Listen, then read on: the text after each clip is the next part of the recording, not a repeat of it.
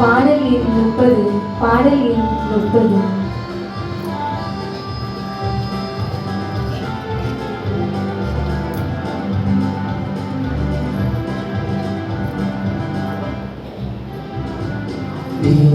நினைத்திடுவோம் இறை மக்களே, இயேசுவின் சந்நிதியில் சுமைகளை தாங்கி சுகமே கொடுக்கும் இயேசுவின் பலியினிலே இறைவோம், இயேசுவின் பலியினிலே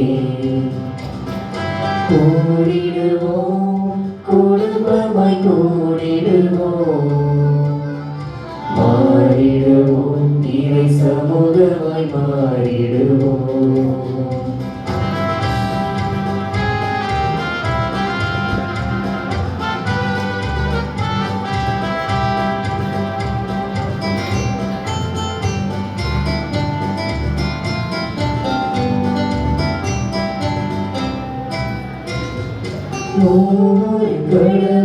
முடிவில்லா பிரசன்னம் குடும்பமாய் இணைக்கின்றது, நம்மை குடும்பமாய் இணைக்கின்றது.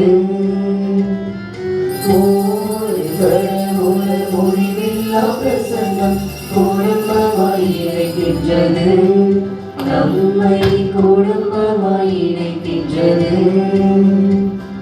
மறியினில் கலந்து உறவினில் இணைய நம்மையே அழைக்கின்றது, இன்று நம்மையே அழைக்கின்றது. தந்தை மகன் தூயாவியாரின் பெயராலே நம் ஆண்டவராகிய இயேசு கிறிஸ்துவின் அருளும் கடவுளின் அன்பும் தூயாவியாரின் நட்புறவும் உங்கள் அனைவரோடும் இருப்பதாக.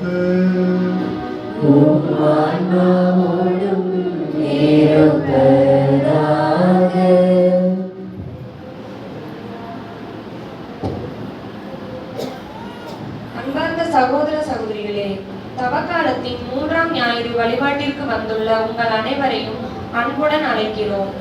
இன்றைய திருவழிபாடு நம்முடைய ஆன்மீக தாகத்தை பற்றி பேசுகிறது. தாகத்தை தணிக்க வந்த சமாரிய பெண்ணிடம் கிணற்று நீரை தேடி வந்த சமாரிய பெண் வாழ்வு தரும் தண்ணீரை வாக்களிக்கிறார் இயேசு. அந்த சமாரிய பெண் தன் குடத்தை விட்டுவிட்டு ஊர் மக்களிடம் இயேசுவை பற்றி அறிவிக்க சென்றது போல நாமும் நம்முடைய பழைய பாவ பழக்கங்களை விட்டுவிட்டு கிறிஸ்துவின் அன்பை பறைசாற்ற அழைக்கப்படுகிறோம். நம் உள்ளத்தில் உள்ள வெறுப்பு, உலக ஆசைகள் என்னும் தாகத்தை தணிக்க வல்லவர் இயேசு ஒருவரே என்பதை உணர்ந்து இந்த திருப்பலியில் பங்கேற்போம், இறையாசீர் பெறுவோம். அன்புமிக்க சகோதர சகோதரிகளை, இந்த திருப்பலியில் நாம் 10ஆம் வகுப்பு, 12ஆம் வகுப்பு மற்றும் அரசு பொதுத் தேர்வு எழுதுகின்ற மாணவிகளுக்காக ஜெபிப்போம். இவர்கள் எழுதுகின்ற தேர்வுகளில், வருகின்ற தேர்வுகளில் நல்ல முறையில் எழுதவும், இறைவன் அவர்கள் நல்ல உடற்குள்ள சுகத்தை கொடுத்து, நல்ல ஞானத்தை கொடுத்து, நல்ல ஞாபக சக்தியை கொடுத்து, நல்ல தைரியத்தை கொடுத்து அவர்கள் எல்லா தேர்வுகளையும் நல்ல முறையில் எழுதி அவருடைய வாழ்க்கை சிறக்க வேண்டும் என்று ஜெபிப்போம். அதோடு நம்முடைய ஆலய கட்டுமான பணி நடந்து கொண்டிருந்த இந்த ஆலய கட்டுமான பணி நல்ல முறையில் எல்லா தேவைகளும் பூர்த்தி செய்யப்பட்டு இந்த பணி தொய்வின்றி நடைபெற வேண்டும் என்று ஜெபிப்போம். அதோடு தவ காலத்தில் நாம் இருக்கின்ற வேளையில் நம் ஒவ்வொருவருக்காகவும் உண்மையான மன மாற்றத்திற்காகவும் இறைவனை நோக்கி செல்கின்ற மக்களாகவும் நாம் மாற வேண்டும் என்றும் இந்த திருப்பலியில் நாம் உருக்கத்தோடு ஜெபிப்போம். தூய மறை நிகழ்வுகளை நாம் தோதில் கொண்டாட என்னுடைய பாவங்களை ஏற்று பணம் வருந்தி மன்னிப்பு வேண்டுவோம். எல்லா வல்ல இறைவனிடமும் சகோதர சகோதரிகளிடம் நான் பாவத்தை ஏற்றுக்கொள்கிறேன். ஏனெனில் சிந்தனையாலும் சொல்லாலும் செயலாலும் கடமையை தவறியாலும் பாவங்கள் பல செய்தேன். என் பாவமே, என் பாவமே, என் பெரும் பாவமே. ஆகையால் எப்பொழுதும் கண்ணியான புனித மரியாதையும் ஆனந்த புனித அனைவரையும் சகோதர சகோதரிகளையும் நம் இறைவனாகிய ஆண்டவரிடம் எனக்காக வேண்டிக் கொள்ள மன்றாடுகிறேன். எல்லா வல்ல இறைவன் நம் மீது இரக்கம் வைத்த பாவங்களை மன்னித்து நம்ம நிலை வாழ்வுக்கு அழைத்து செல்வாராக. ஆமென்.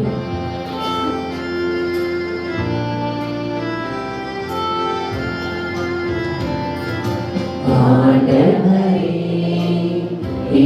இரக்கமாயிரும். ஆண்டவரே இரக்கமாயிரும்.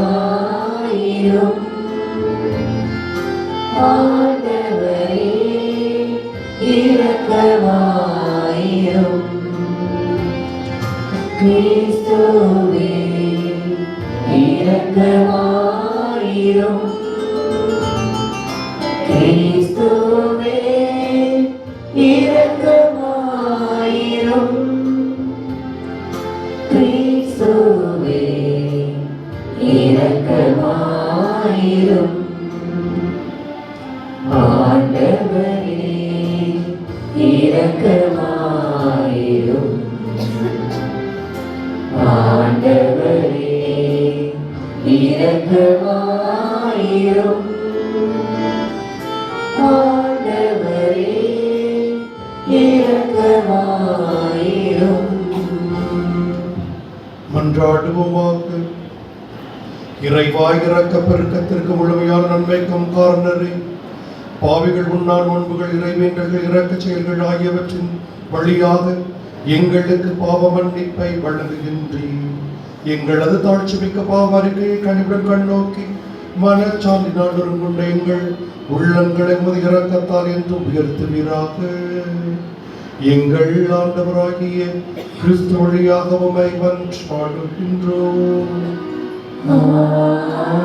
ஆமென்.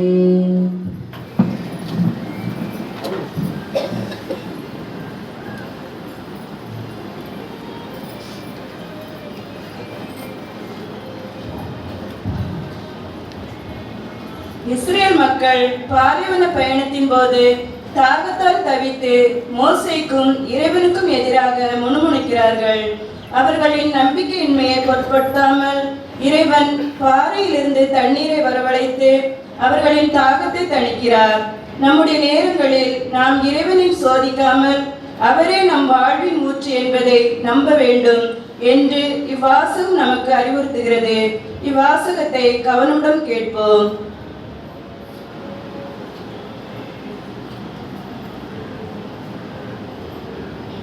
விடுதலை பயண நூலிலிருந்து வாசகம். அதிகாரம் 17 இறை வார்த்தைகள் 3 முதல் 7 முடிய. விடுதலை பயண நூலிலிருந்து வாசகம். அதிகாரம் 17 இறை வார்த்தைகள் 3 முதல் 7 முடிய. அந்நாட்களில் இஸ்ரேல் மக்கள் சீன் பாலை நிலத்திலிருந்து ரவிதம் வந்து அங்கு பாளையம் இறங்கினர். அங்கு தண்ணீரின்றி தவித்ததால் மக்கள் மோசேயை எதிர்த்து முறுமுறுத்து, நீர் எகிப்திலிருந்து எங்களை வெளியேற செய்தது எங்களையும் எங்கள் பிள்ளைகளையும் கால்நடைகளையும் தாகத்தால் சாகடிக்கவா என்று கேட்டனர். மோசே ஆண்டவரிடம், இந்த மக்களோடு நான் என்ன செய்வேன்? இன்னும் கொஞ்சம் போனால் என் மேல் கல்லெறிவார்களே என்று கத்தினார். ஆண்டவர் மோசேயிடம், இஸ்ரேல் தலைவர்கள் சிலரை உன்னோடு அழைத்து கொண்டு மக்கள் முன் செல். நைல் நதியை அடித்த உன் கோலையும் கையில் எடுத்துக்கொண்டு போ. இதோ நான் அங்கே ஒரேவில் உள்ள பாறையில் உனக்கு முன் நிற்பேன். நீ பாறையை அடி, மக்கள் குடிக்க அங்கிருந்து தண்ணீர் புறப்படும் என்றார். இஸ்ரேல் தலைவர்களை காண மோசே அவ்வாறே செய்தார். இஸ்ரேல் மக்கள் அங்கே வாதாடியதாலும் ஆண்டவர் தம்மோடு இருக்கிறாரா இல்லையா என்று சோதித்ததாலும் அவ்விடம் மாசா என்றும் மெரிவா என்றும் பெயரிட்டு அழைக்கப்பட்டது. ஆண்டவர் வழங்கும் அருள்வாக்கு. இறைவனுக்கு நன்றி.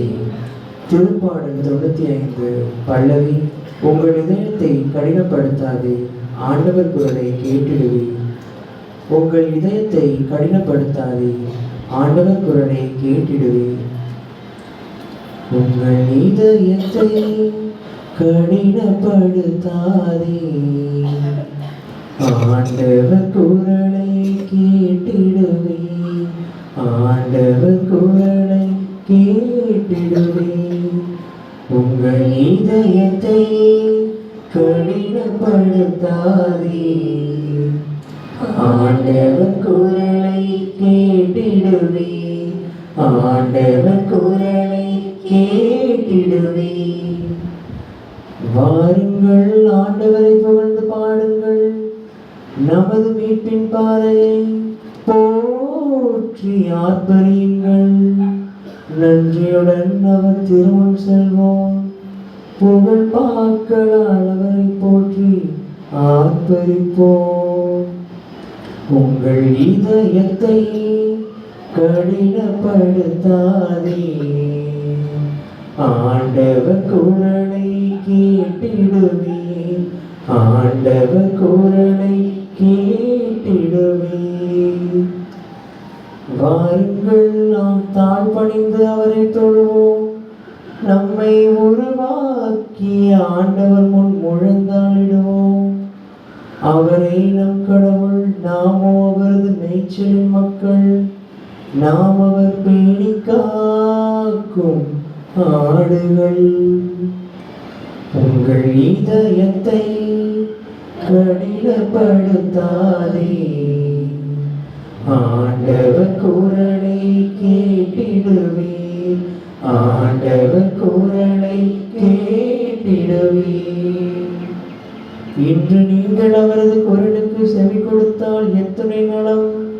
அன்று மெரிபாவிலும் பாலை நிலத்தில் மாசாவிலும் செய்தது போல் உங்கள் இதயத்தை கடினப்படுத்திக் கொள்ளாதீர்கள். அங்கே உங்கள் மூதாதையர் என்னை சோதித்தனர், என் செயல்களை கண்டிருந்தும் என்னை சோதித்து பார்த்தனர். உங்கள் இதயத்தை கடினப்படுத்தாதே, ஆண்டவர் குரலை கேட்டிடுவே, ஆண்டவர் குரலை கேட்டிடுவே.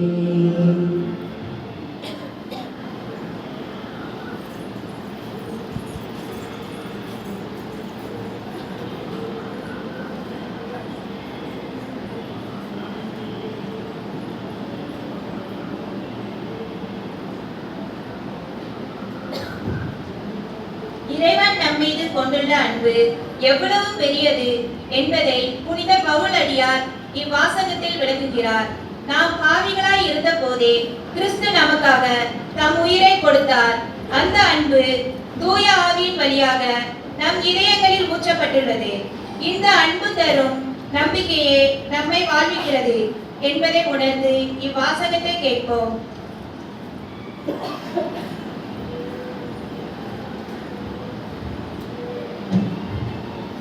திருத்தூதர் பவுல் ரோமேயருக்கு எழுதிய திருமுகத்திலிருந்து வாசகம். அதிகாரம் 5, இறை வார்த்தைகள் 1 முதல் 2 மேலும் 5 முதல் 8 வரை. திருத்தூதர் பவுல் ரோமேயருக்கு எழுதிய திருமுகத்திலிருந்து வாசகம். அதிகாரம் 5, இறை வார்த்தைகள் 1 முதல் 2 மேலும் 5 முதல் 8 வரை. சகோதர சகோதரிகளை, நாம் கொண்டுள்ள நம்பிக்கையின் மூலம் கடவுளுக்கு ஏற்புடையவர்களாகியுள்ள நாம் நம் ஆண்டவராகிய இயேசு கிறிஸ்துவின் வழியாய் கடவுளோடு நல்லுறவு கொண்டுள்ளோம். நாம் இப்போது அருள்நிலையை பெற்றிருக்கிறோம். இந்நிலையை அடையும் உரிமை இயேசு கிறிஸ்து மீது கொண்ட நம்பிக்கையால் தான். அவர் வழியாகவே நமக்கு கிடைத்தது. கடவுளின் மாட்சியில் பங்கு பெறுவோம் எனும் எதிர்நோக்கு நாம் பெருமகிழ்வு கொள்ள முடிகிறது. அந்த எதிர்நோக்கு ஒருபோதும் ஏமாற்றம் தராது. ஏனெனில் நாம் பெற்றுள்ள தூய ஆவியின் வழியாய் கடவுளின் அன்பு நம் உள்ளங்களில் பொழியப்பட்டுள்ளது. நாம் இறைபற்று இன்றி வலுவுற்று இருந்தபோதே குறித்த காலம் வந்ததும் கிறிஸ்து நமக்காக தம் உயிரை கொடுத்தார். நேர்மையாளருக்காக ஒருவர் தம் உயிரை கொடுத்ததே அரிது. ஒருவேளை நல்லவர் ஒருவருக்காக யாரேனும் தம் உயிரை கொடுக்க துணியலாம். ஆனால் நாம் பாவிகளாய் இருந்த போதே கிறிஸ்து நமக்காக தம் உயிரை கொடுத்தார். இவ்வாறு கடவுள் நம் மீது கொண்டுள்ள தம் அன்பை எடுத்து காட்டியுள்ளார். ஆண்டவரின் அருள்வாக்கு.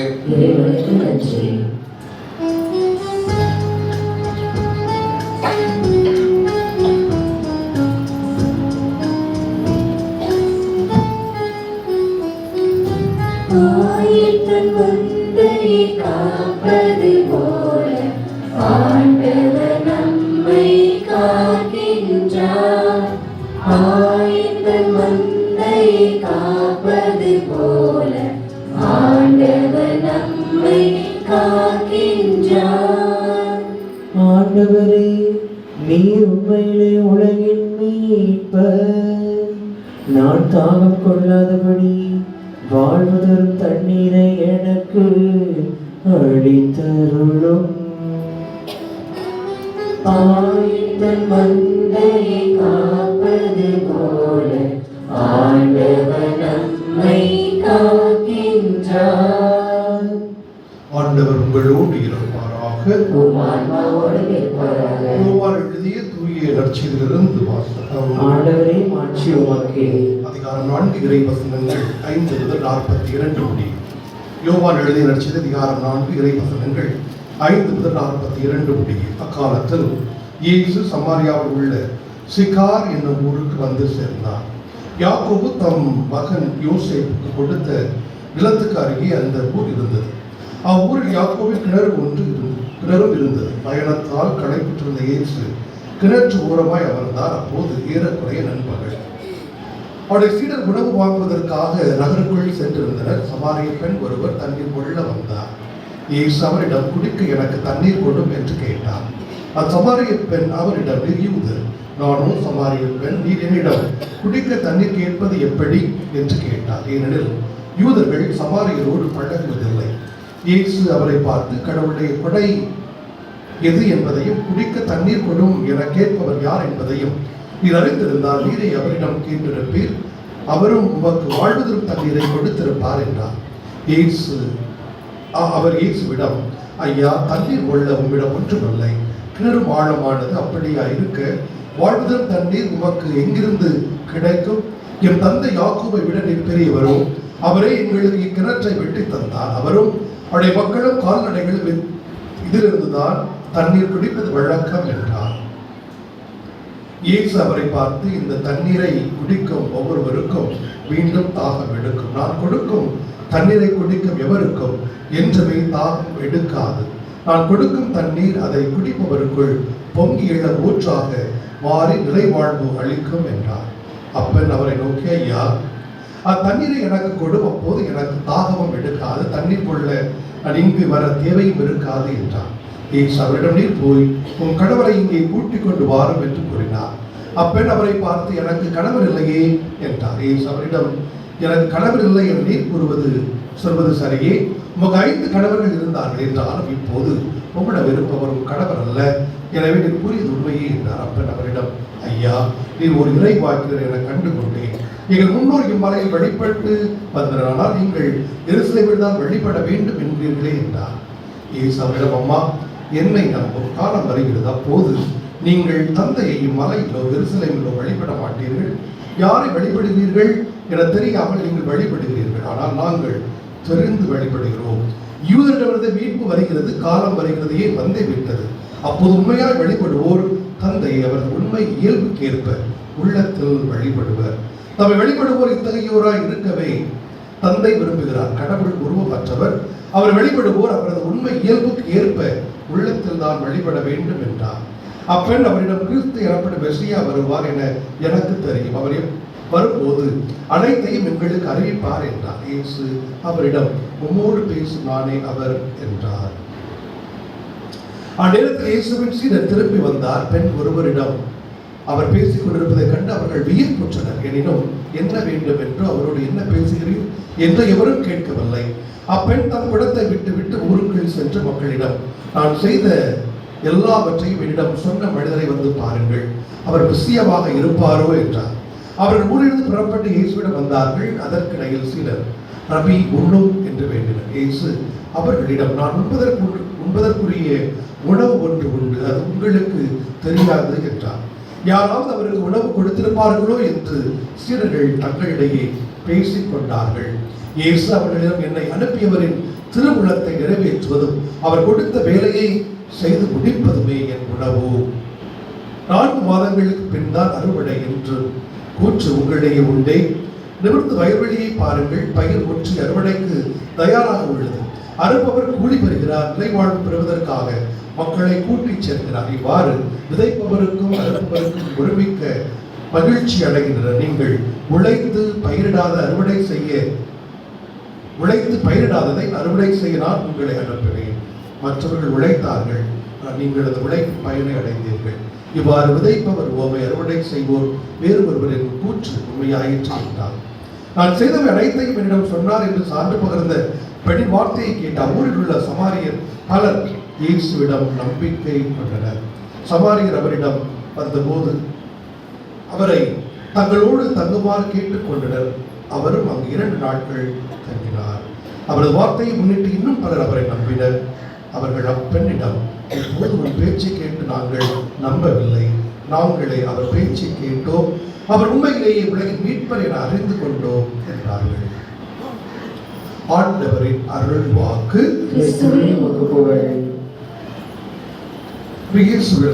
சகோதர சகோதரிகளே, பதுவை அந்தோனியர் அன்பு பிள்ளைகளை, இன்றைய நற்செய்தி வாசகத்தை நீங்கள் கூர்ந்து கவனித்திருப்பீர்கள்.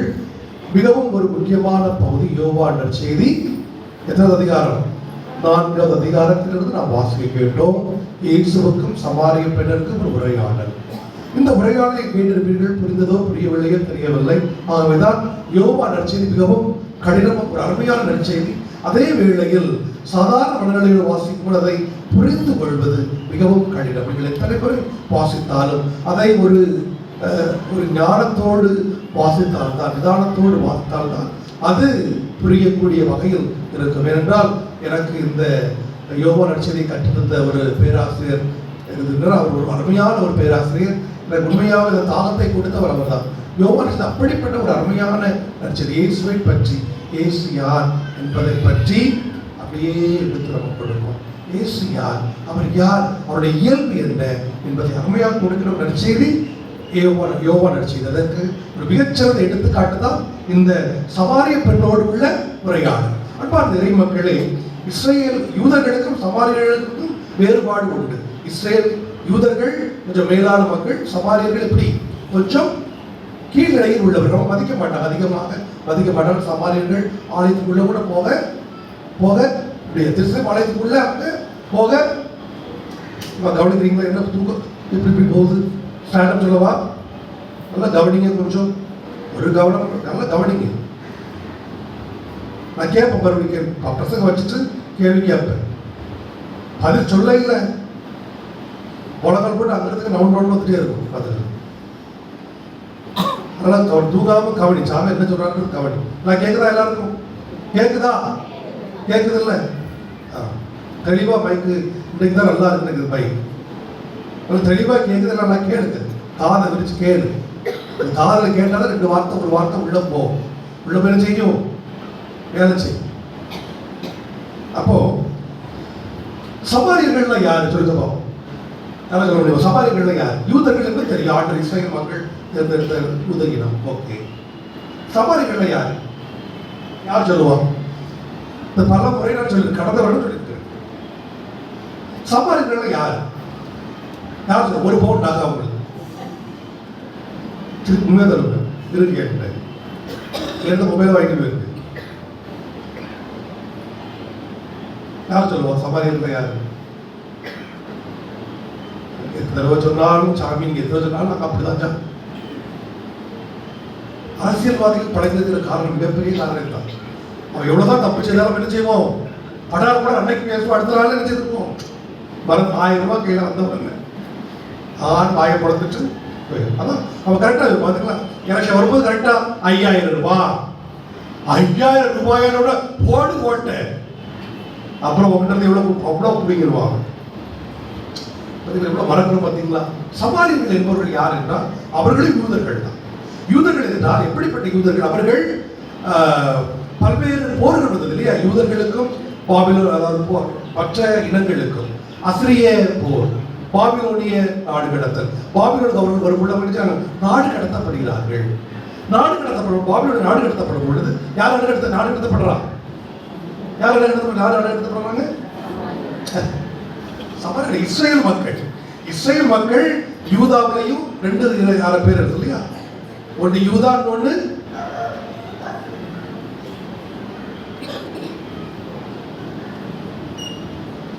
இஸ்ரேல் இல்லையா?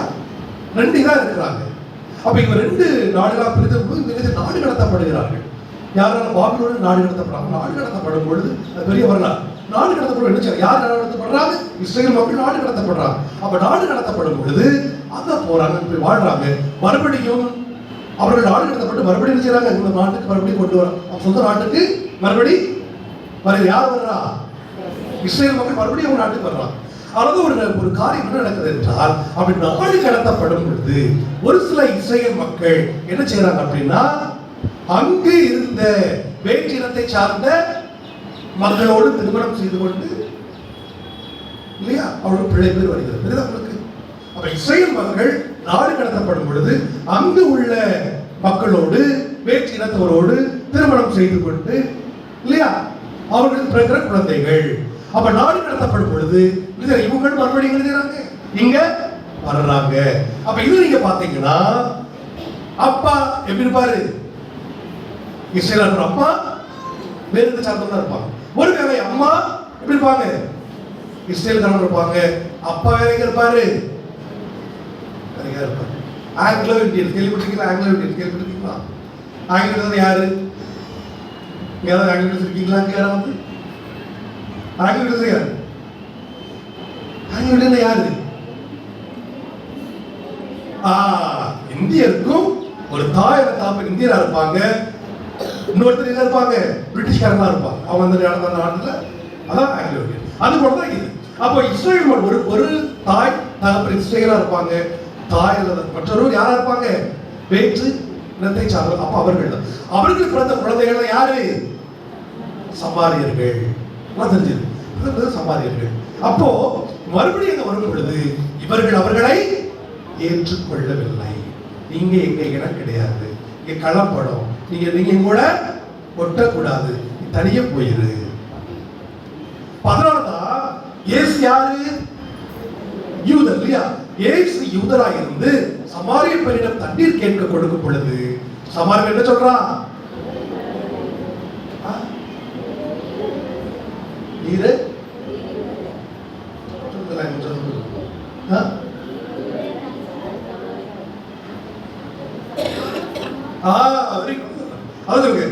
நான் சமாரிய பெண், நீர் ஒரு யூதர், எப்படி என்னிடம் தண்ணீர் கேட்கலாம்? ஏனென்றால் உயர்ந்தவராயிற்றே, சமாரிப்பனாகிய நான் கீழ்ந்த நிலையில் உள்ள நான் எப்படி தண்ணீர் கொடுக்க முடியும் என்று கூறுகிறார். அதான் பாகுபாடு இருக்கிறது. அப்படிப்பட்ட ஒரு மிகப்பெரிய பாகுபாடு. எருசலேம் ஆலயத்தில் அனைவருக்குள்ள எல்லாம் சமாரியர்கள் உள்ளே நுழைய கூடாது. சமாரியர் அப்படிப்பட்ட மிக மோசமான நிலையில் இருக்கிறார். அது மட்டுமல்ல, இன்னொரு வார்த்தை கேட்கிறாங்க. நீங்க இந்த வார்த்தை கேட்டீங்கன்னா குறைச்சிருப்பீங்க. ஏமா வயற்காரங்க கொஞ்சம் முன்னால வாக்கலாம், வயற்காரங்க முன்னாலவா இல்ல முன்னாலவா, இதுவா நல்லா அவங்களுக்கு ஒரு தூக்கம் வர்றதுதான் சரியா. வா முன்னாலவா, இல்லை முன்னாலவா, எல்லாம் இந்த முன்னாலவா, என் கண்ணுக்கு எல்லாம் தெரியும். இந்த வா எல்லாமா முன்னால. சாமியா பிரசங்கம் வச்சுட்டு உங்களுக்கு ஒரு தூக்கம் தொட்டில் மட்டும் தான் வேணும். முன்னாலவா எல்லாம் முன்னாலவா. தூங்குறேன்னு 2 மணி நேரம் பிரசங்கம் பார்த்து சரியா. அப்போ என்ன ஆகிறது என்றால், அடுத்த ஒரு கேள்வி கேட்கிறார். யார் கேட்கிறா? சமாரிய பெண் கேட்கிறா இயேசு கிட்ட. என்ன கேட்கிறா தெரியுமா? யூதர் சொல்லிடுற யூதர்களாகிய நாங்கள், அதாவது யாரு? சமாரியர்களாகிய நாங்கள் எங்க வழிபடுறோம்? ஆர்டர் எங்க வழிபடுறோம்? எந்த மலையில வழிபடுறோம்? கெர்சை மலையில வழிபடுறோம். நாங்க கெர்சை மலையில வழிபடுறோம். நீங்க எங்க வழிபடுறீங்க? ஜெருசலேம்ல வழிபடுறீங்க. கவனிக்கிறதெல்லாம் இஸ்ரேல் யூதர்களாகிய நீங்க ஜெருசலேம் மலைதான், மலைக்கு மேல கட்டி ஒரு ஆலயத்தை வழிபடுறீங்க. சமாரிகள் நாங்க அங்க போறது இடம் எங்களுக்கு அனுமதி கிடையாது. அவ எங்களுக்கு என்று ஒரு வழிபாடு தரம் எங்க இருக்குது? கெர்சை மலையை நாங்க உருவாக்கி சமாரிகள் நாங்கள் இது பண்றோமே. அப்போ நீங்க அங்க கும்பிடுறீங்க ஆண்டவரை, நாங்க இங்க கும்பிடுறோம். ஆனா ஒரே கடவுள் தான் கும்பிடுறாங்க. அப்போ கடவுள் எங்க இருக்கிறாரு? இன்னொரு மாதிரி கேள்வி பாருங்க. என்ன அருமை, கடவுள் எங்க இருக்கிறாரு? அப்ப அங்க கடவுள் இருக்கிறாரா, இங்க கடவுள் இருக்கிறாரா? அதுதான் அருமையான பதில் சொல்றாரு. ஒரு காலம் வரும், ஒரு காலம் வரும், அப்பொழுது எந்த இதுவும் இருக்காது, அடித்து தரைமட்டமாக்கப்படும், எதுவுமே இருக்காது. அங்கே ஆண்டவரை அவருடைய இயல்பிலும் அவருடைய ஆவியில் வழிபடுவார்கள். கோயில் தேவையில்லை, ஆண்டு வழிபடுவது கோயில் இல்ல. ஆனா எப்படி வழிபடுவாங்க ஆண்டவரை? அவருடைய இயல்பு பார்க்கிற பாருங்க, ரொம்ப அழகான ஒரு வார்த்தை. அவரை தந்தை அவருக்கு உண்மை இயல்புக்கு ஏற்ப உள்ளத்தில் வழிபடுவர்.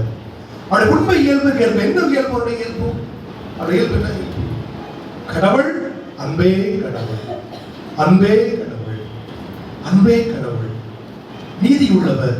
அப்ப அவருடைய உண்மை இயல்பு அந்த அன்பு, அதற்கேற்ப அவர் வழிபடுவார்கள் என்பதை ஆண்டவராக அழகா சொல்றார். அந்த கோயிலுக்கு சண்டை போடக்கூடாது. என் கோயில் உன் கோயில் சண்டையே வரக்கூடாது. எனக்கு உலகம் சண்டை வரக்கூடாது. அதை விட மேலானது அவருடைய இயல்பிற்கேற்ப அவர்கள் வழிபடுவார்கள். அடுத்து பாருங்க, மூன்றாவது கருத்து பாருங்க. பார்க்கிறேன் மக்களே, ஒரு விசுவாச வாழ்க்கை என்பது எப்படி இருக்க வேண்டும் என்பதுதான் நமக்கு தெரியும். விசுவாச வாழ்க்கை என்பது எப்படி இருக்க வேண்டும்? நீங்க பாருங்க, சமாரிய பெண்ணிற்கும் இயேசுவுக்கும் ஒரு உரையாடல் வருகிறது. முதல்ல சமாரிய பெண் இயேசு எப்படி அழைக்கிறார்? யூதர் என்று அழைக்கிறார். யூதர் என்று அழைத்த சமாரிய பெண் அப்புறம் எப்படி போறா? எங்க போறா?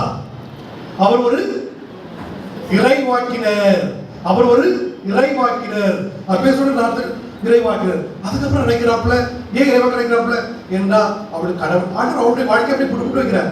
அவர் மோசமான ஒரு பெண். யாரு? சமாரிய ஒரு மோசமான ஒரு பெண், ஒரு மிகவும் மோசமான வாழ்க்கை. 7 கணவன்கள் இருக்கு. அப்ப இருக்க 7 கணவன் இருக்கிறாப்ல. ஆனா இப்ப இருக்கிறவ யாரு? அவளுடைய கணவன். அப்ப எப்படிப்பட்ட பொண்ணு பாத்துக்கிறீங்க நீங்க? எப்படிப்பட்ட பெண் பாத்துக்கிறீங்க? அப்ப ஆண்டவர் சொல்றாரு, நீ இருப்பா, நீ கரெக்ட், அவனுக்கு 7 கணவன் உண்டு. அது இப்போது இருப்பது உன்னுடைய கணவன் அல்ல அப்படி சொல்லும்போது அவர் நீங்க வாழ்க்கை புட்டு வைக்கிறாரு. அப்ப உண்மையாக பெரிய இறைவாக்கினர் தான் இருக்கும். அவர் மறுபடியும் சொல்றார், அப்ப யூதர் அப்புறம் இறைவாக்கினர் அப்புறம் என்ன சொல்றார்? மெஸ்ஸியா, மெஸ்ஸியா என்று கண்டுகொண்டேன். உடனே என்ன செய்யறா? ஊருக்கு போய் அவன் ஊருக்கு போய் எல்லாத்தையும் கண்டு சொல்றான், நான் மெஸ்ஸியாவை கண்டேன், நான் மெஸ்ஸியாவை கண்டேன். நீங்க அனைவரும் வந்து பாருங்கள். அவருடைய வாழ்க்கை பற்றி அருமையாக கூறுகிறார். வாழ்க்கை அனைத்தையும் கூறுகிறார். நம் வருகிற வாழ்வை பற்றி அழகாக கூறுகிறார். அவருடைய வாழ்வு தரக்கூடியவர், நம்பிக்கை தரக்கூடியவர். அனைவரும் அந்த அவரை பாருங்கள் என்று எல்லா மக்களையும் அழைக்கிறார். அந்த ஊர் மக்கள் என்ன செய்யறாங்க? வர்றாங்க, வந்து பார்க்கிறாங்க இல்லையா? கடைசி தான் பார்க்கணும். பார்க்க நிறைய மக்களே கருதுகிறாங்க. அவன் என்ன கேட்கிறாங்க? என்ன கேட்டாங்க? 2 கிலோ தங்கமும் 3 கிலோ வெள்ளியும் கொடுக்கணும்னு சொன்னாரா? என்ன கேட்டாங்க?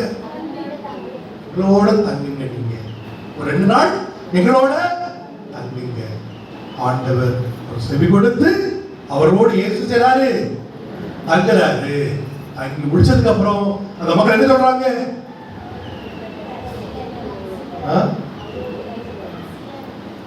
என்ன சொல்றாங்க? சொல்லுங்க.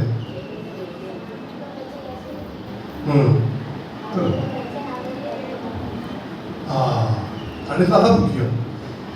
இப்பொழுது நாங்கள் இவரை மெஸ்ஸியா என்று நம்புகிறோம். ஏன்?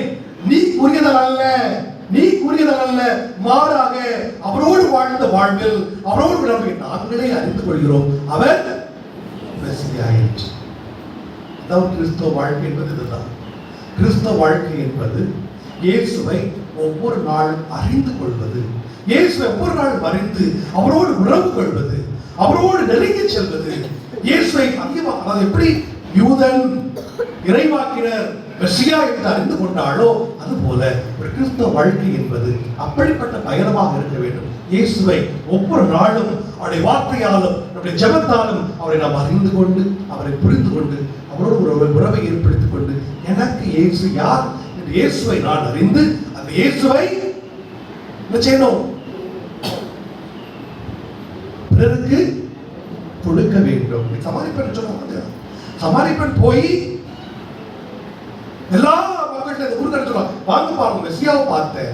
அப்ப இயேசுவை நீங்கள் பிறருக்கு கொடுக்க வேண்டும். அதான் உண்மையான ஒரு கிறிஸ்தவ விசுவாச வாழ்க்கை என்பது அதுதான். விசுவாச வாழ்க்கை என்பது அதுதான். நீ இயேசு முழுமையா, நம்ம எங்க இயேசு முழுமையா அனுபவிக்கிறீங்களா? இயேசுவை நமக்கு ஒரு நேரம் பிரசங்கத்துல 1 மணி நேரம் முழுமையா ஜெபத்துல ஒப்பு கொடுக்க முடியல. 1 மணி நேரம் பூசையில நம்மளால கான்சன்ட்ரேட் பண்ணி இருக்க முடியல. நம்மளால பல சிந்தனைகள் வருது. நீங்க பாத்தீங்கன்னா மற்ற இடங்கள்ல பார்த்து 2 மணி நேரம் ஆராதனை, 3 மணி நேரம் ஆராதனை நடத்தலையா? நடத்தவா இல்லையா? 2 மணி நேரம் 3 மணி நேரம் ஆராதனை எல்லாம் உட்கார்ந்து இருந்துட்டு வரோம். நமக்கு 1 மணி நேரம் பூசினாலே சாமியார் எப்ப பூசையை முடிப்பாருன்னு இல்லையே. நீ போற போக்கு சரியில்லை, பிரசங்கம் போற போக்கு சரியில்லை, இது இப்ப முடியாது இல்லையா? அப்படிதான் நம்ம இருக்கிறோம். சரி, ஆண்டவருக்கு நம்ம ஒப்பு கொடுப்போம், இறை வார்த்தையை கேட்போம், வாசிக்கப்படுது கேட்போம், அது நமக்கு இல்லை, மறந்துடுறோம். கடந்த ஆண்டு இதை நான் உங்களுக்கு வச்சிருக்கிறேன், இருப்பீங்கன்னு மறந்துடுவீங்க. அடுத்த வருஷம் கேட்டா சொல்லுவீங்களா? கட்டாயம் மறந்துடுவீங்க, தெரியும் எனக்கு. அது இது ரொம்ப சீக்கிரம் மறந்துடுவீங்க. ஒரு 5 ரூபா 10 ரூபா கொடுத்தா வாங்கினா கரெக்டாக ஞாபகம் வச்சிருப்பீங்க. இதெல்லாம் எப்படி ஈஸியா மறந்துடுவீங்க. இது நம்பிக்கையுள்ள வாழ்க்கை கிடையாது. அப்ப இயேசுவை ஒவ்வொரு நாளும், அதனால தான் சொல்றேன், ஒவ்வொரு நாள் நீங்கள் ஆலயத்துக்கு வரணும், ஜெபம் பண்ணணும், இறை வார்த்தை எடுத்து வாசிக்கணும், திருப்பதி முழுமையாக பங்கு பெறணும், அந்த விசுவாசம் வாழணும். ஒவ்வொரு நாளும் இயேசுவோடு உங்களோட உறவு நெருங்கிக் கொண்டே போக வேண்டும். இயேசுவோடு உள்ள உறவு உங்களாலும் அப்படியே போயிட்டே இருக்கணும். ஒரு நல்ல கணவன் மனைவி பாருங்க, ஒரு எடுத்துக்காட்டு, நல்ல கணவன் மனைவி, சும்மா இந்த கச்சரா பச்சரா சொல்லிடலாம், இந்த கச்சரா பச்சரா சொல்ல, நல்ல கணவன் மனைவி அவருடைய வாழ்க்கை எப்படி இருக்கும் தெரியுமா? ஒவ்வொரு நாளும் அவருடைய வாழ்க்கை நெருங்கிக்கிட்டே போகும், புரிதல் கூடிக்கிட்டே போகும். தன்னை மனைவியை கணவனை ஏற்றுக்கொள்வான், கணவனை மனைவியை ஏற்றுக்கொள்வான், பலவீனங்களோடு ஏற்றுக்கொள்வான். கடைசி வரை நல்லா இருப்பான், ஒற்றுமை நல்லா இருப்பான். நல்ல ஒரு கணவன் மனைவி புரிஞ்சுக்குவாங்க. என் கணவன் இப்படித்தான், என் மனைவி இப்படித்தான், நான் வாழ்க்கை விட்டு கொடுத்து வாழ்வாங்க. நீங்க அதெல்லாம் கிடையாது, நீங்க தான். அப்ப நல்ல ஒரு கணவன் மனைவி எப்படி அவங்க என்ன ஏன் அப்படி தெரியுதுன்னா, அவனுடைய வாழ்க்கை அப்படிப்பட்ட ஒரு வாழ்க்கையாக இருக்கிறாங்க. புரிந்து கொள்ளக்கூடிய ஒரு வாழ்க்கை, அறிந்து கொள்ளக்கூடிய ஒரு வாழ்க்கை, மன்னிக்கிற ஒரு வாழ்க்கை, ஏற்றுக்கொள்ளக்கூடிய வாழ்க்கை, இதெல்லாம் இருக்கும் கணவன் மனைவி கிட்ட.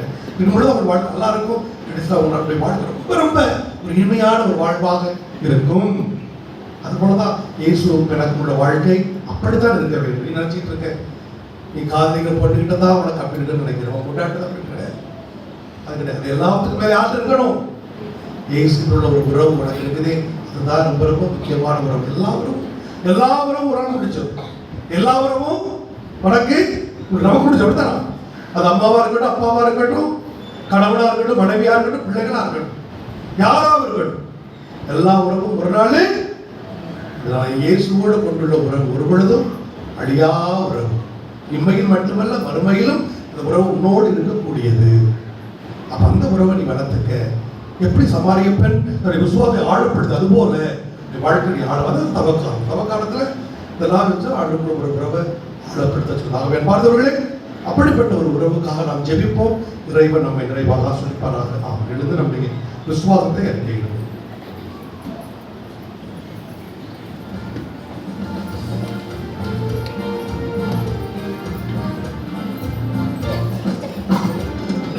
விண்ணையும் மண்ணையும் படைத்தவரா கடவுள் ஒருவர் இருக்கின்றார்.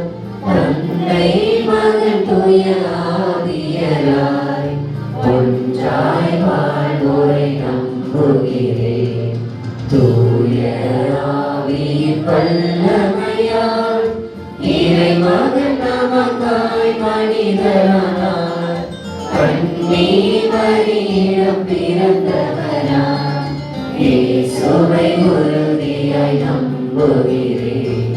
பிளாத்துவின் ஆட்சியில் பாடுபட்டார், சிலுவையில் இருந்து அடக்கப்பட்டார், 3ஆம் நாளில் உயிர் தெழுந்தார், இறப்பின் மீது வெற்றி கொண்டார். விண்ணகம் வாழும் தந்தையிடம் அரியணை கொண்டு இருக்கின்றார். உலகம் முடியும் காலத்திலே நடுவர திரும்பவும் வந்திடுவார். தூய ஆவியாரை நம்புகிறேன், பாரினில் அவர் துணை வேண்டுகிறேன். பாவ மன்னிப்பில் தூய்மை பெற்று பரிகார வாழ்வில் நிலைத்திடுவேன். திரு அவை உரைப்பதை நம்புகிறேன், புனிதர்கள் உறவை நம்புகிறேன். உடனில் நோயிப்பை நிலை வாழ்வை உறுதியுடனே நம்புகிறேன். அன்புமிக்க சகோதர சகோதரனுடைய தேவைகளை விண்ணப்பங்களை ஆண்டவரிடம் இப்பொழுது நாம் எடுத்து வைப்போம்.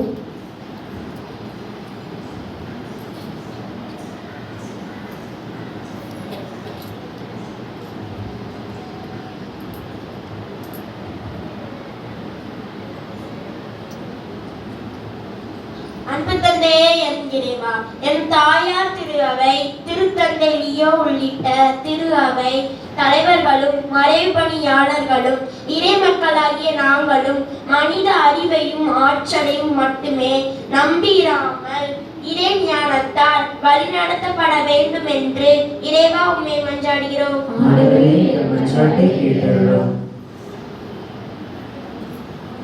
போர்களாலும் பொருளாதார நெருக்கடிகளாலும் இயற்கை சீற்றங்களாலும் மானுட பண்பு மங்கி வருவதாலும் இரண்டு இருக்கும் இவ்வுலகுக்கு புத்துணர்ச்சி தரவும் உலகாளும் தலைவர்களும் எம் நாட்டின் ஆட்சியாளர்களும் அனைத்து மக்களும் ஒளியை நோக்கி பயணிக்க அருள் தர வேண்டும் என்று இறைவா உம்மை மன்றாடுகிறோம். வழிநடத்தும் தெய்வமே என்கிறவா, நாங்கள் குறிப்பாக இளையோரும் எங்களிடையே இருக்கும் உலகப்பற்று எனும் நுகத்தை அகற்றிவிட்டு உண்மையை பற்றி கொண்டு வாழ்கின்ற ஞானத்தையும் தாழ்ச்சியையும் மன உறுதியையும் பெற்றிட வேண்டும் என்று இறைவா உம்மை மன்றாடுகிறோம். இங்கே கூடியுள்ள நாங்கள் அனைவரும் பசித்தோருக்கு உணவை பகிர்ந்து கொடுப்பதும், தங்க இடமில்லாதவருக்கு துணை நிற்பதும், உடையொற்றருக்கு உடுக்க கொடுப்பதும், வலியோரின் தேவையை நிறைவு செய்வதுதான் நீ விரும்பும் நோன்பு என்றுணர்ந்து அரசியல்கள் புரிய தேவையான அருளை தர வேண்டும் என்று இறைவா உம்மை மன்றாடுகிறோம். கரபிடித்து வழிநடத்தும் அன்பு இறைவா, ஆலய கட்டுமான பணிகள் நல்ல முறையில் நடைபெறவும், திட்டமிட்ட நாட்களுக்குள் ஆலயத்தை கட்டி எழுப்பிடவும், தேவையான பொருளுதவி பண உதவி கிடைக்க பெறவும், எங்கள் தேவைகளை அனைத்தையும் சந்தித்து வழிநடத்த வேண்டும் என்று இறைவா உம்மை மன்றாடுகிறோம். தனிப்பட்ட தேவைகளுக்காக மன்றாடுவோம்.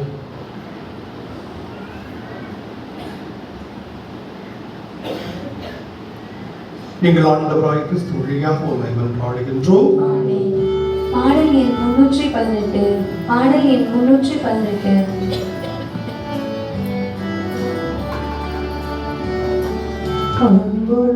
தினம் தேடி அலைகின்ற நெஞ்சங்கள் வீதியில் ஆயிரமே, அரவணைக்கும் கரம் தேடி ஆர்வமுடன் காத்திருக்கும் மனிதர்கள் கூட்டமிங்கே. தினம் தேடி அலைகின்ற நெஞ்சங்கள் வீதியில் ஆயிரமே, அரவணைக்கும் கரம் தேடி ஆர்வமுடன் காத்திருக்கும் மனிதர்கள் கூட்டமிங்கே. அன்போடு நான் வாழுவேன், சிந்தும் கண்ணீரை நான் மாற்றுவேன்.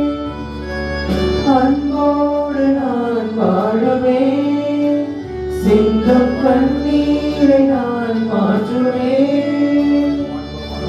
நல்லன்மை தேடும் புவிவாத நாள் என் வாழ்வை பலியாக்குவேன், என் வாழ்வை பலியாக்குவேன். தேவா உந்தன் பலியாக என்னை தந்தேன், என்றும் எந்தன் பணிவாழ்வை ஏற்றிடுவாய்.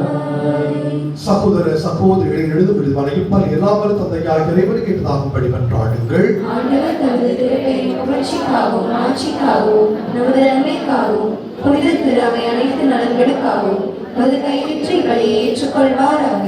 ஆண்டவரே, இப்பலைகளால் மன நிறைவு அடைந்து எங்களுக்கு அருள் புரிவீராக. எங்கள் குற்றங்களிலிருந்து எங்களை மன்னிக்க வேண்டுகின்ற நாங்கள் பிறருடைய குற்றங்களை மன்னிக்க முயல்வோமாக. எங்கள் ஆண்டவராகிய கிறிஸ்து வழியாக உம்மை மன்றாடுகின்றோம். ஆண்டவர் உங்களோடு இருப்பாராக. எங்களை மேலே எழுப்புங்கள். நம் இறைவனாகிய ஆண்டவருக்கு நன்றி கூறுவோம். ஆண்டவரை தூயவரான தந்தை என்று உள்ள எல்லாம் வல்ல இறைவா, எங்கள் ஆண்டவராய் கிறிஸ்து வழியாக என்னாலும் இவ்விடத்தில் நாங்கள் உமக்கு நன்றி செலுத்துவது மெய்யாகவே தகுதியும் நீதியாகவும் கடமையும் மீட்புக்குரிய செயலும் ஆகும். தமக்கு தண்ணீர் தருமாறு சமாரிய பெண்ணிடம் கேட்ட நேரத்திலேயே கிறிஸ்து அப்பெண்ணிற்கு நம்பிக்கை என்னும் கொடையை வழங்கினார். அவ்வாறு அப்பெண்ணின் நம்பிக்கையின் மீது பெரிதும் ஆர்வம் கொண்டதால் அவரின் இறையன்பின் நெருப்பை பற்றி எறிய செய்ததாகவே நாங்களும் நன்றி செலுத்தி இந்த வல்லமை வாழ்தலோடு புகழ்ந்து ஆர்ப்பரித்து பாடுவதாவது.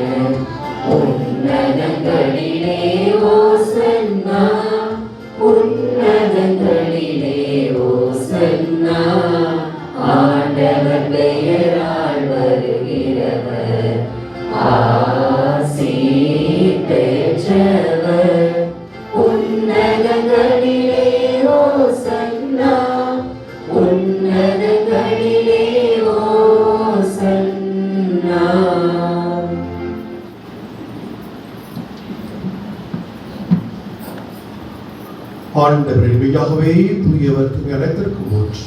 ஆவியுடைய ஆவியை பொழுதி காலத்தில் படுத்த வேண்டுகிறோம். இவ்வாறு ஆண்டவரே கிறிஸ்துவின் உடலும் இரத்தமுமாக எங்களுக்கு மாறுபடமாக அவர் பாடுபட உளம் கணிந்து தம்மை கையளித்த போது அப்பத்தை எடுத்து நன்றி செலுத்தி அதை விட்டு தம் சிறுகளுக்கு அழைத்துக் கூறியதாவது.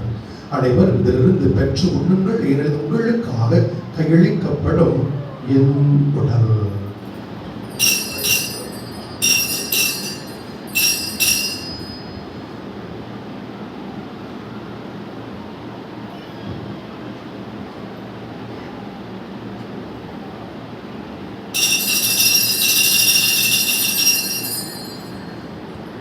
அவன் நம்மை இரவு விருந்தை அருந்திய பின் கிண்ணத்தை வெடுத்து மீண்டும் உமாக்கு நன்றி குறித்தாம் சிறுகளுக்கு அழைத்தவர் கூறியதாவது. அனைவரும் இதிலிருந்து பெற்று பறக்குங்கள், ஏனெனில் இது புதிய நிலையான உடன்படிக்கைக்குரிய இரத்தத்தின் கிண்ணம். இது பாவ மன்னிப்புக்கென்று உங்களுக்காகவும் பலருக்காகவும் சிந்தப்படும். இதை நினைவாக செய்யுங்கள்.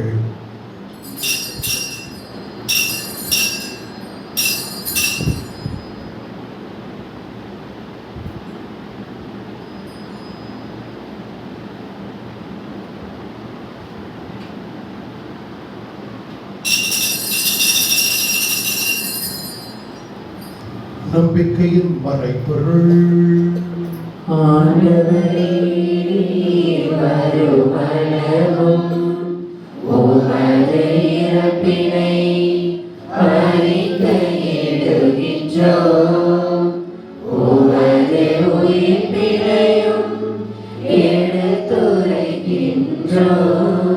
ஆகவே ஆண்டவரே சிறப்பினை உயிர்ப்பினை குறித்து வாழ்தல் அப்பத்தை மீட்பளிக்கும் கிண்ணத்தையும் ஒப்புக் கொடுக்கின்றோம்.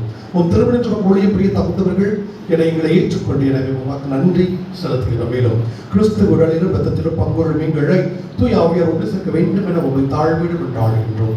ஆண்டவரை உலகெங்கும் பறைமுற்று அவை நினைவுறும் எங்கள் திருத்தந்தை ஈவுகளாய் ஸ்ரீபன் எல்லா திருநிலையினர் ஆகியவரும் திரு அவை என்பது நிறைவேறச் செய்தது. மேலும் உயிர்த்தல் பதிலோடு தீர்களும் எங்கள் சகோதர சகோதரிகளை இறந்த அனைவரையும் இரக்கத்துடன் நடைபெறுவது உங்கள் ஒளிகளை ஏற்றுக்கொள்ளும் அனைவருக்கும் பிறக்கமாயிரும். கடவுள் ஆட்சிமிக்க மரியாள் அவருடைய கடவுளுடைய யோசிப்பை இவர்களை பாதுகாவலும் புனித அந்தோனியார் திருத்தூதர்கள் உலகில் முகோதராகிய புனித அனைவருடன் நாங்கள் நிலைவாழ்வில் பங்கெடுத்த பெற்று திருமகன் இயேசு கிறிஸ்து வழியாக உண்மை பிழையேற்று வரவல்ல உமை மன்றாடுகின்றோம். இவர் வழியாக இவரோடு இவரையெல்லாம் வல்ல இறைவனாகிய தந்தையே தூயாவியாரின் ஒன்றிப்பும் எல்லா புகழும் ஆட்சியும் என்றென்றும் உமக்கு உரியதே.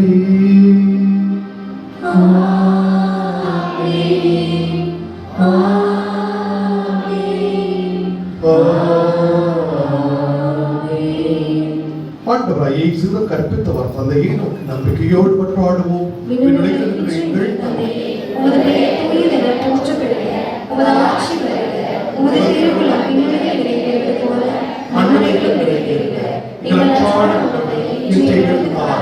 எங்களுக்கு எதிராக குற்றம் செய்வோரை நாங்கள் மன்னிப்பது போல எங்கள் குற்றங்களை மன்னியும், எங்களை சோதனைக்கு பொருத்தாதையும் ஆண்டவரை தீமை அடைத்து விடுவித்து எங்கள் வாழ்நாளில் அமைதியை கண்டுவிட கொண்டாடுகிறோம். இரக்கத்தின் உதவியில் நாங்கள் பாவத்திலிருந்து எப்போது விடுதலை பெற்று யாதொரு கலக்கமின்றி நலமாய் இருப்போமா. நாங்கள் எதிர்நோக்கிற்கு பேரிழப்பதற்காக மீட்பராய் இயேசு கிறிஸ்து வருகைக்காகவும் காத்திருக்கின்றோம். ஆண்டவரே இயேசு கிறிஸ்து அமைதியை உங்களுக்கு விட்டுச் செல்கிற அமைதியை உங்களுக்கு அளிக்கின்றேன் என்று திருத்துதல் பொழுது பாவங்களை பாராமல் பத்ராவை நம்பிக்கையை கண்ணோக்கி பத்ரவதை ஏற்பதற்கு அமைதியை ஒன்றையும் அளித்தொழுகிறார். வாழ்ந்து ஆட்சி செய்கின்றவர் நீரே. ஆண்டுடைய அமைதி உங்களோடு என்றும் இருப்பதாக. ஒருவர் கிறிஸ்து விட்டு சென்ற அமைதியை அறிவித்துக் கொள்வோம்.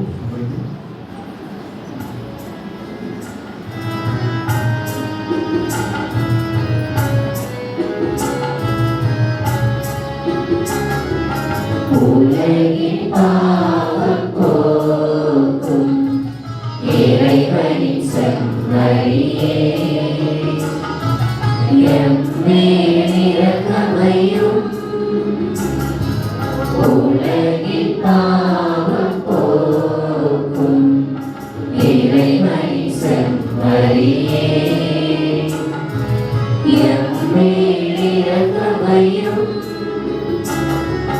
உலகின் பாவம் போக்கும் இறைவனின் செம்மறியே, எமக்கு அமைதி அருளும், எமக்கு அமைதி அருளும்.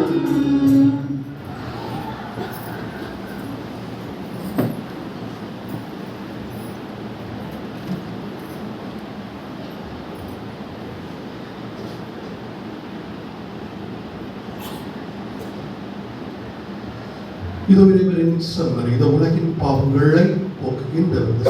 கழைக்க பெற்ற நாம் அனைவரும் பேர் பெற்றோர்.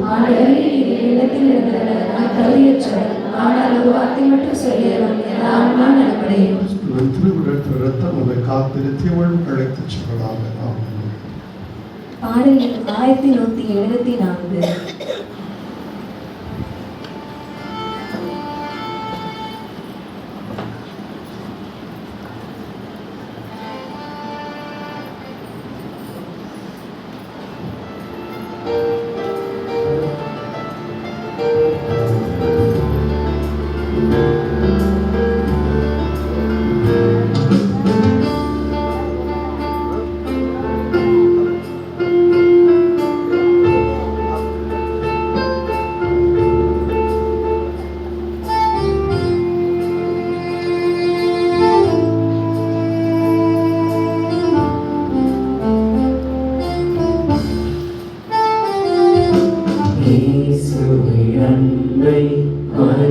மறந்திடுவாயோ மறந்திடுவாயோ மனித பண்பிருந்தா இயேசுவின் அன்பை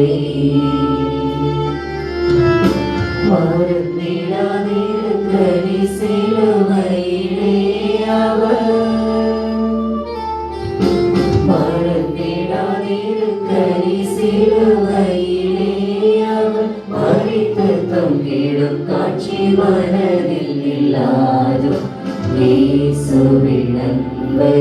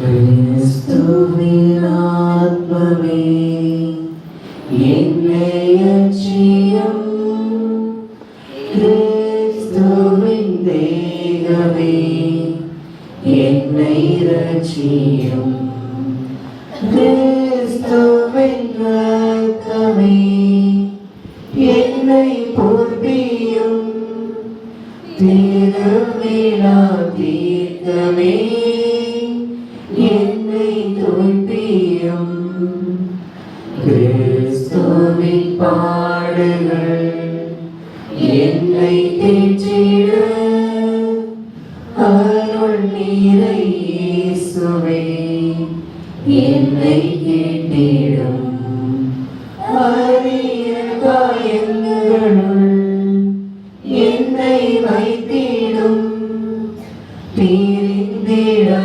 வண்ணமாய் என்றும் கட்டிடும், பொழுது சத்ருவிடம் நின்றை காத்திடும், மரண வேளையினில் என்னை கூப்பிடும், பரகதியில் நிதம் உம்மை வாழ்த்தவே, வருகவென்றன்போடு என்னை ஏவிடும்.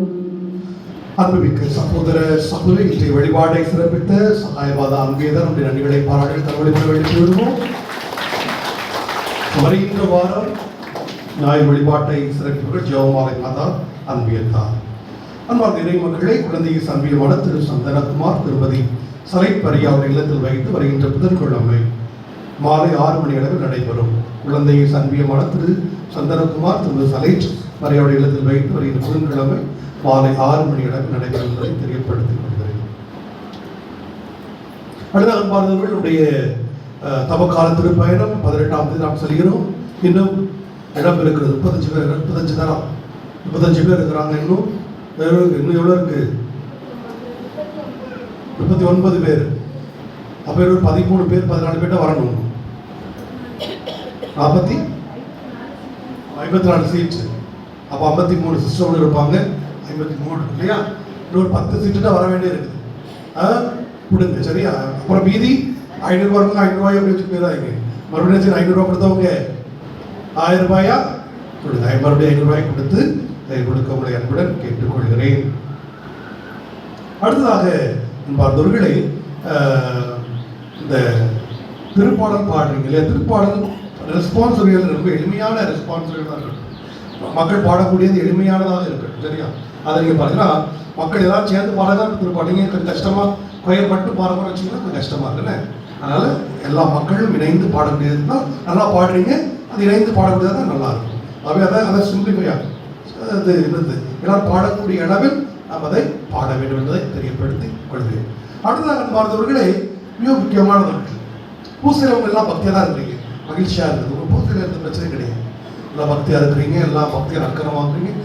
பட் மற்ற இடத்துல நீங்கள் பக்தியாக இருக்கிறீங்களா, கோயிலுக்குள்ள அந்த ஒரு இடத்தை மரியாதை கொடுக்குறீங்களான்றது பெரிய கேள்விக்குறியாகவே இருக்குது இல்லையா? ஆலயம் நம்ம கட்டி கொண்டு இருக்கிறோம். அப்போ இந்த ஒரு சின்ன ஒரு காலில் தான் நம்ம வச்சிருக்கிறோம், நற்கரையை வச்சிருக்கிறோம். அப்போ நீங்கள் அதற்குள்ள மரியாதை, அதற்குள்ள கனத்தை நாம் கொடுக்க வேண்டும் ஆண்டவருக்கு. நீங்கள் அது இல்லாமல் ரொம்ப ரொம்ப கச்சா கச்சா பேசிக்கிட்டு அது பாட்டு இருந்து ஒரு காரியமாக பேசுறீங்க, கரெக்ட், பரவாயில்ல. பட் சும்மா தேவையில்லாத பேச்சுக்கள் அதெல்லாம் இருக்க கூடாது. நான் மறுபடியும் சொல்கிறேன், நான் ஒருத்தர் சொல்லிக்கிட்டு இருக்கிறேன். நான் தயவு அப்படி இருக்காதீங்க. நற்கரை இடம் மதிப்பு கொடுங்க.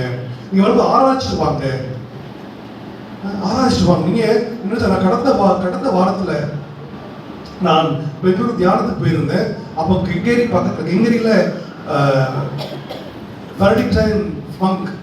பெனடிக்டைன் சபை, இப்படி ஆசிரியர் சபையை சார்ந்து ஒரு துறவு இல்லம் இருக்கிறது. அங்கே இடம் கொடுக்கப்படுது. கடவுளத்தில் உள்ள ஒரு தந்தை கூட அங்கே தந்தையாக இருக்கிறார்கள். கடவுளம் தெரியுமா? தெரியுமா? கடவுளத்தில் அங்கே உள்ள சாமியார் அங்கே இருக்கிறாங்க. கேட்டு பாருங்க, பெனடிக்டைன் ஃபாதர். உண்மையாக ரொம்ப அருமையாக இருந்துச்சு. அப்போ அங்கே நாங்கள் அதில் ஓகே, அவங்களாம் ஃபாதர்ஸ் மங்ஸ், அவங்க துறவிகள், அவங்க பக்தியாக இருப்பாங்க, ரைட், பரவாயில்ல. அங்கே ஒரு பங்கு இருக்கிறது. புனித ஆஸ்வாதப்பர் தேசிய திருத்தலம் அப்படின்னு ஒரு பங்கு இருக்கிறது. அங்கே ஒவ்வொரு நாளும் இப்போ தவக்காலம் இருப்பதுனால ஒவ்வொரு நாளும் சாயங்காலம் பூசை வைக்கிறாங்க. அப்போ ஒரு 6:30 மணிக்கு 7 மணிக்கு நான் பூசைக்கு போகிறாங்க.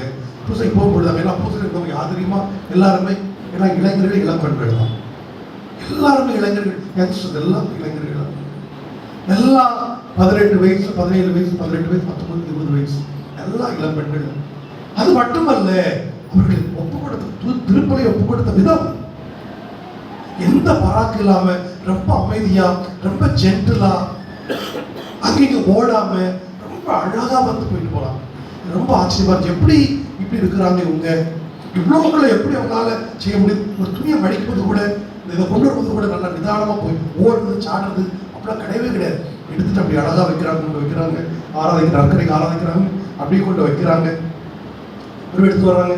மடிக்கிறது கூட அப்படி இப்படிலாம் கிடையாது. அப்படி அழகாக மடிச்சு அப்படி வச்சு அப்படி அமைதியாக கொண்டு போகிறாங்க. இந்த லேம்பை தூக்குறது கூட 2 வயல தூக்கலாம். லேம்ப் எப்படிதானா லேம்ப், இந்த லைட் லேம்ப்லாம் எடுது, இந்த விளக்கு இருக்குல்ல, இந்த விளக்கு 2 வயல தூக்கலாம். ஒரு விளக்கு எடுத்துட்டு வாங்க, விளக்கு எடுத்துட்டு வாங்க, நாங்கள் சொல்கிறோம். ஒரு ஒரு ஒரு லேம்ப் எடுத்துருவோம், 2 ஒரு சின்ன எடுத்துக்காட்டு சொல்கிறோம் உங்களுக்கு. இந்த இப்போ 2 லேம்ப் இருக்குது. சரி, ஓகே, ரைட், வேண்டாம். இந்த லேம்ப் இருக்குது வச்சுக்கிறீங்களேன். எப்போ எடுத்தது லேம்ப் இருக்குது, என்ன செய்யணும்?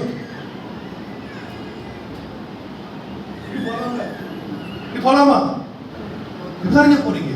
லேம்ப் இருக்குது நினைச்சு எப்போ வரணும்? லேம்ப் எப்படி எடுக்கணும்? வரணும்.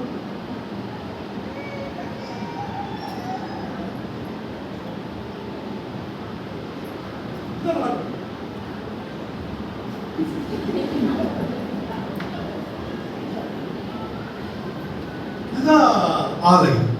இதுதான் நீங்க சிரிக்கிறீங்க, நீங்க அப்பதான் செய்றீங்க நிறைய இடங்கள்ல. ஆமா இல்லையா சொல்லுங்க நீங்க. அதெல்லாம் ஒரு பக்தியோட ஒரு முறையோட ஆண்டுடைய சன்னிதானம் அப்படிங்கிற ஒரு எண்ணம் இருக்கும்போது செய்ய முடியும். சத்தக்கடை மாதிரி கருவாட்டு கடையில் உட்கார்ந்த மாதிரி அப்படி நீங்க பேசிட்டு இருக்கீங்க நிறைய பேர் பார்க்கும்பொழுது. அதெல்லாம் நிச்சயமா கூட நான் பார்த்து கொண்டு இருக்கிறேன். அதெல்லாம் தயவு செய்து நான் பார்த்து ஒரு காலத்துக்கு அப்படி இருந்த இடம் நல்லா இருக்கும். அந்த இடம் ஒரு வைப்ரண்டா இருக்கும். நீ அப்படி கொடுத்தா தான் ஒருத்தர் வரும் பொழுது அந்த பிரச்சனை விரை பிரச்சனை இந்த இடத்துல ஒரு பிரச்சனை இருக்குது, ஆளோட சக்தி இருக்குது அப்படின்னு புரிஞ்சுக்கிடுவாங்க. நீங்க அப்படி இருந்தீங்கன்னா அவங்களுக்கு ஒரு விளையாட்டா பராக்கு பார்த்து போயிடுவாங்க. புது ஆலயம் கட்டாலும் அப்படிதான். புது ஆலயம் கட்டாலும் அதுக்குள்ள மரியாதை அதுக்குள்ள கனத்தை கொடுத்தா தான் அந்த ஆலயம் எப்படி நல்லா இருக்கும். இல்லாட்டி ஏன் இன்னைக்கு எல்லாரும் அங்க ஓடுறான் இங்க ஓடுறான் என்ன ஒரு இந்த டீசலுக்கு ஏன் வராங்க? அதாக எல்லாம் கரெக்டுன்னு சொல்லப்பட்டு ஏன் வரான்? அவங்க வைப்ரேஷன் இருக்குது. ஒரு இல்லை உண்மையை வாழ்க்கே நம்பிக்கை இருக்குது. வர்றாங்க, நம்ம நேரத்துக்கு வர்றாங்க, நம்பிக்கை இருக்குது அவனுக்கு. நம்பிக்கை கூட பண்ணுறது நம்முடைய வாழ்க்கையில அதை கொடுக்கணும். கோயிலுக்குள்ள மரியாதையை நாம கொடுக்கணும். அப்ப அப்படி நீங்க இருங்க. ஓடுறது சாடுறது ஓட்ட சாடுறது அப்படி 10 கத்து பூச்சி பேசுறது, இங்க வந்து பேசுறது, அங்க வந்து கிடையாது. இது சின்ன ஒரு இடம்.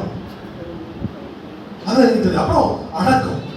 இங்கே எப்படிதான் அங்கே எப்படிதான் அடக்கம்னா ஏன் ஆண்டவரே ஆண்டவரே உண்மையாகவே கஷ்டம் தான். தாய் தகப்ப இறக்கும் பொழுது, உடற்பிறந்த சகோதரர் இறக்கும் பொழுது, ஏதாவது ஒரு இறக்கும் நிச்சயமா கஷ்டம் தான். மாற்றுக்கருத்தே இல்லை. கஷ்டம்தான், எல்லாரும் கஷ்டம்தான். ஆனால் அதற்கான ஒரு மரியாதையோட என்ன செய்யணும்? அந்த இறுதி சடங்கு செய்யணும். மாலை வந்து போடுறீங்க. மாலை எப்போ போடுறீங்க? திருப்பி நடந்துட்டு இருக்கும்போது டக்கு மாலையை போடுறீங்க. பாதை ஜெபம் பண்ணும்போது மாலையை போடுறீங்க. அதெல்லாம் தவிர்க்க விட. முன்னாலே எவ்வளவு நேரம் இருக்கு உங்களுக்கு? 3 மணிக்கு இடம் அப்படின்னா நீங்க முன்னாலே எவ்வளவு நேரம் இருக்கு உங்களுக்கு? போடலாமே. சரி, ஓகே, பூசை முடிச்சோட நீங்க போடலாம். கோயில் வந்து வச்ச உடனே நீங்க போடலாம். கோயில் வந்து வச்ச உடனே செய்யலாம். திருப்பி தொலைவில் முன்னாடி செய்யலாம். நீங்க மரியாதை செலுத்தலாம். நம்ம தந்தை மகன் துயா சொல்லும்போது அப்படி ஒரு ஹீரோவர் வந்தது. ₹1 மாலை கூட அப்படி போடுவார், பெருசா போடுவார். ஒரு பெரிய இது வைக்கிறாங்க. நல்லா சரி, நான் என்ன செய்வேன்? ஒரு இறுதி சடங்கு, ஒரு துக்கமான நிகழ்வு நான் செய்ய மாட்டேன். அவங்க சத்தப்பட மாட்டேன். இப்படி போயிடுவாங்க. ரைட். அதுக்கு எடுத்தாங்க. 2வது குடிச்சு போட்டு வந்து வராது. ஒரு அடக்கத்துக்கு நான் போறேன், ஒருத்தர் இறந்தாச்சு, அழுகுறான் கோயில எனக்கு பார்த்துட்டு நினைச்சேன், இவ்வளோ பாசம் இருக்கானப்பா இவன் அம்மா கூட, அம்மா மேல இவ்வளோ பாசமா இருக்கிறானே. எனக்கு ஒரே ஆச்சரியம். கழுத பார்த்தா என்னது?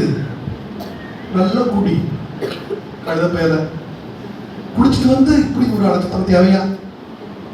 குடிச்சது அப்புறம் உண்மையாவே எனக்கு அதில் பார்க்க எங்கள் அம்மா ஞாபகம் எனக்கு வந்துச்சுறாங்க. எனக்கு அம்மாவுடைய இறப்பு எனக்கு ஒரு பிரிய முடியாத ஒரு ஆள் இன்று வரைக்கும் எனக்கு ஒரு துயரம். எனக்கு அதெல்லாம் பார்க்கும்பொழுது எங்கள் அம்மா பரவாயில்ல இப்படி அன்பா இருக்காங்களே என்னோட எங்கள் அம்மா ஞாபகம் எனக்கு வரும் எனக்கு உடனே. ஆனால் குடிச்சிட்டு அடையில குடியில அவர்கிட்ட குடிக்கிறாம இருக்கிறாம முட்டா குடியில அவளுக்கு போய் கொடுத்துருவான்னு நினைக்கிறேன். இங்கே கல்லறையில் பார்த்தீங்கன்னா ஐயோ ஆண்டவரே ரொம்ப தயவு செய்து குடிச்சுக்குள்ள வந்த முஸ்லீம் பாட்டி போயிட்டே இருப்பேன் சொல்லிக்கிறேங்க. குடிச்சிட்டு ஏன் உள்ளவர் கோயிலுக்கு ஏன் வர்றீங்க? குடிச்சிட்டு ஏன் வர்றீங்க? குடிக்கிறியா? நீ வெளியே எடுத்து போயிட்டே இருக்கு. கோயிலுக்குள்ள குடிக்கிறதுக்கு இடமே கிடையாது. நல்லா இருக்குது. உண்மையா அம்மா மேல பாத்துருக்கு, அப்பா மேல பாத்துருக்கு, யாரும் பாத்துருக்கு. உண்மையாக உட்காரு, நல்லா இது பண்ணி ஜெபம் பண்ணு. அழுக வரதான் செய்யும். அழுக வரதான் எல்லாருக்கும் அடுத்து வரும். நம்ம ஒரு உற்ற உறவினர் எனக்கு நிச்சயமா நமக்கு அழுக வரும். பண்ண முடியாது. அதுல தப்பு சொல்லவே இல்லை. நீங்க அழுவுங்க அப்புறம் சொல்லவே இல்லை. நம்ம அதுக்கு கேள்வி ஜெபம் பண்ணி அழுகுறீங்க, அது பிரச்சனை. ஓகே ரைட், அவன் அன்பால அவங்களோட தவறு கிடையாது. ஆனால் குடிச்சு போட்டு வந்து நீ அழுதுட்டு இருந்தா நம்ம என்ன அர்த்தம்? நீ பிறருக்கு ஒரு துர்பாதையான வாழ்க்கையை நம்ம காட்டுறன்னு அர்த்தம். இது எல்லா இடத்துல நடக்குது. இங்கே நடக்குது, அங்கேயே நடக்குது. அது சொல்லணும். அதான் நினைச்சிட்டே இருக்காங்க. அதனால யாரும் தனிப்பட்ட கூட சொல்ல அதெல்லாம் பார்த்துக் கொள்ளுங்க. யாரும் குடிச்சு கொண்டு வர வேண்டாம். அடுத்ததாக பார்த்தவர்கள் நம்முடைய பங்குல நினைச்சீங்க உங்களுடைய உறவினர்கள்லாம் சிஎஸ்ல இருக்கிறாங்க, இந்துல இருக்கிறாங்க, பரவாயில்ல இருக்கட்டும். பட் அன்னைக்கு சொல்லிருங்க, நீங்க அவங்களாம் என்ன நற்கரனை வாங்க கூடாது. கத்தோலிக்கர் மட்டும் தான் நற்கரனை வாங்கணும் இல்லையா? அன்னைக்கு ஒரு கல்யாணத்தோட அம்மா வந்தாங்க, ஒரு சகோதரி வந்தாங்க, கேட்குறாங்க வந்து. அப்போ நான் கிறிஸ்துவ சிஎஸ்ஐ ஃபாதர் அப்படின்னாங்க. இல்லைம்மா ஆர்சிலர் மட்டும்தான் நற்கரனை அவங்க போயிட்டாங்க. ரைட். பட் இதெல்லாம் வந்துட்டு கூட ஒரு மாதிரி இருக்கும் இல்லையா? இது வந்துட்டு ஒரு இது வேண்டாம் சொல்லும்போது கொஞ்சம் ஒரு மாதிரி இருக்கும் அவங்களுக்கு. அப்போ நீங்கள் ஏற்கனவே நான் தான் எப்பவுமே ஒரு விஷயம் நான் மறந்துடுவேன். நான் எப்போ சொல்லுவேன், கத்தோலிக் கிறிஸ்தவன் மட்டுமே நற்கரை அப்படின்னு சொல்லுவேன் நான். இதில் ஓகே நம்ம பிரச்சனை எல்லாருமே இருக்கும். பட் அந்த மாதிரி இருக்கும். நீங்கள் நினைச்சுக்கீங்க, உங்கள் சொந்தக்காரங்க வருவாங்க, திருவிழா வருவாங்க, திருவிழா கூப்பிடுவீங்க, மற்ற காரியங்கள் கல்யாணத்துக்கு கூப்பிடுவீங்க. அப்படி நினைச்சாலும் நீங்கள் அவங்க கிட்ட நற்கரை வந்து கத்தோலிக் வச்சிருக்கீங்க, எப்படி இருக்கிறீங்க, வீட்டில் கொடுங்க எல்லாத்தையும், பிரெட்டையும் கொடுங்க நீங்கள் எல்லாத்தையும். அப்போ சொல்லாத கத்தோலிக்கர் மட்டும்தான் நாங்கள் சோறு கொடுப்போம், கறி கொடுப்போம் சொல்லிடுறாரு. சண்டை அங்கேயே வந்துடும் இல்லையா? இங்க என்ன செய்ய நீங்க அதை சொல்லு. சரிதானா? அது தப்பு இருக்குதா? அது தப்பு இருக்குதாம்மா? அதனால அதுக்குள்ள இதோட இருங்க. நீங்க அந்த மரியாதை, கோயிலுக்கு மரியாதையை நீங்க கொடுங்க. அதை பலமுறை வலியுறுத்திட்டு நான் இருக்கிறேன். நான் அவன் பார்த்து அதற்கு நீங்கள் ஒத்துழைப்பீர்கள் என்பதை நினைக்கிறேன். இறைவன் உங்களை நிறைவாக ஆசீர்வதிக்க வேண்டும் என்றும் ஜெபிக்கிறேன். மன்றாடுவோமாக.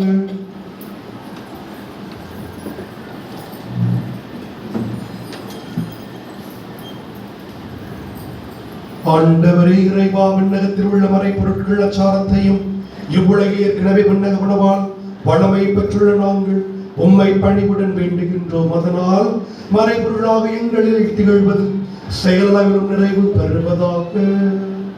எங்கள் ஆண்டவராகிய கிறிஸ்து வழியாக உம்மை மன்றாடுகின்றோம்.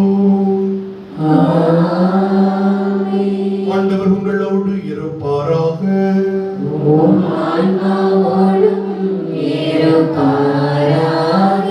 எல்லாம் வல்ல இறைவன் தந்தை, மகன், தூய ஆவியானவர் உங்கள் அனைவரின் நிறைவாக ஆசீர்வதிப்பாராக.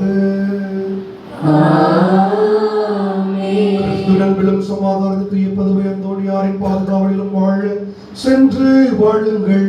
வாழும் கடவுள் நம்மோடு.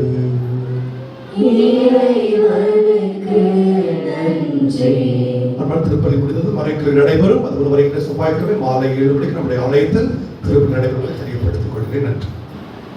பாடல் எண் 988. பாடல் எண் 988. தோன்றும் முன்னே ஓ பூரண தாயே, மேலோரின் உள்ளந்தன்னில் நீ வீற்றிருந்தாயே. வந்தோம் உம்மைத கோடி உமாசில்லா தாயே, சந்தோஷமாக பாடி உன் தாய் பணியவே. தூயோர்களாம் எல்லாரும் நீ தோன்றும் நாளினை ஓயாமல் நோக்கி பார்த்து தம்முள் மகிழ்ந்தாரே. வந்தோம் உம்மைந்தர் கோடி ஓமாசில்லா தாயே, சந்தோஷமாக பாடி உன் தாழ் பணியவே. நித்திய ஸ்துதிக்குரிய பரிசுத்த பரமதிவ்ய நற்கருணைக்கு சதா காலமும் ஆராதனையும் ஸ்துதியும் சோத்திர நமஸ்காரமும் உண்டாக கடவது. திருச்சிறுவர்களுக்கு தீயோடமிருந்து எங்களை விடுவித்தரும் எங்கள் இறைவா. தந்தை மகன் தூய ஆவியாரின் பெயராலே ஆமென்.